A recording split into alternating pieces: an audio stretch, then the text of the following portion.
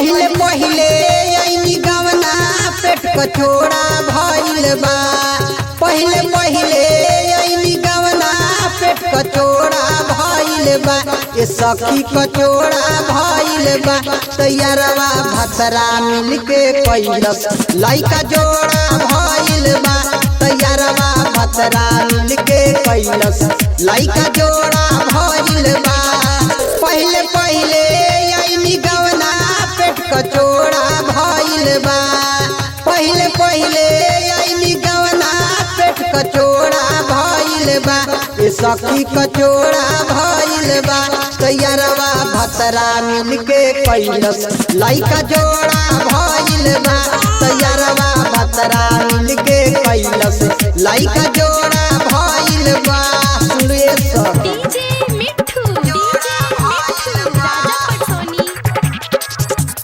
Mix by Aditya Sharma.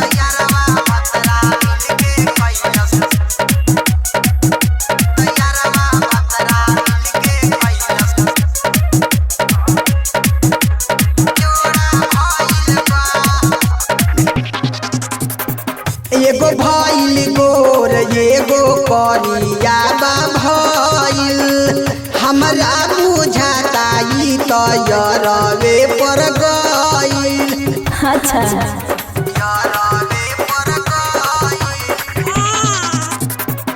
एगो भइल गोर एगो करिया बा भइल। हमरा बुझाता ई तयरवे पर गइल। नाक छोड़ी जैसे लागे देह डोरा भइल बा। नाक छोड़ी जैसे लागे देह डोरा भइल बा। ये सखी डोरा भइल बा। तैयारवा भतरा मिलके कैलस लइका जोड़ा भइल बा। तैयारवा भतरा मिलके कैलस लइका जोड़ा भइल बा।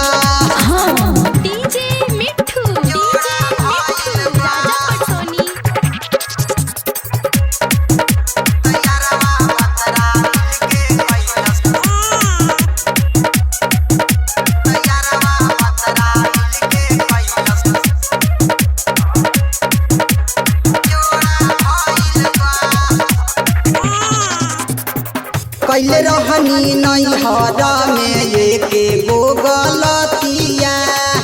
एगो यार रखनी एके गो संगतिया। अच्छा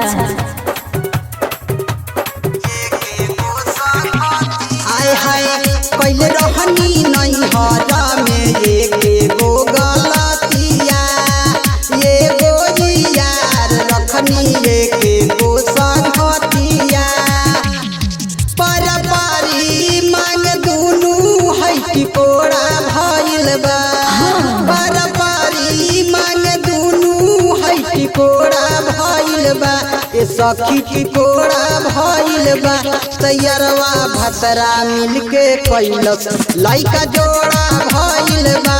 तैयारवा भतरा मिलके कैलस लइका जोड़ा भइल बा।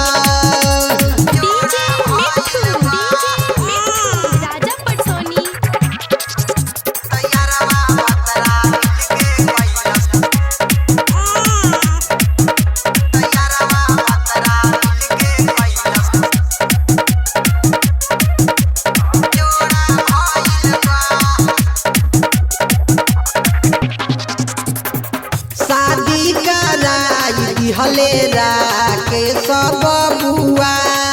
बाबू साहेब बनल रहले ये में के अगुआ। अच्छा हाँ हाँ शादी कराई दिहले राके सब बुआ। बाबू साहेब बनल रहले ये में के अगुआ।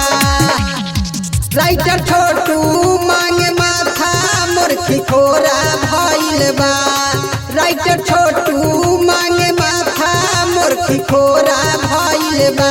ये सखी खिखोरा भइल बा। तैयारवा भतरा मिलके कैलस लइका जोड़ा भइल बा। तैयारवा भतरा मिलके कैलस लइका जोड़ा भइल आदित्य शर्मा।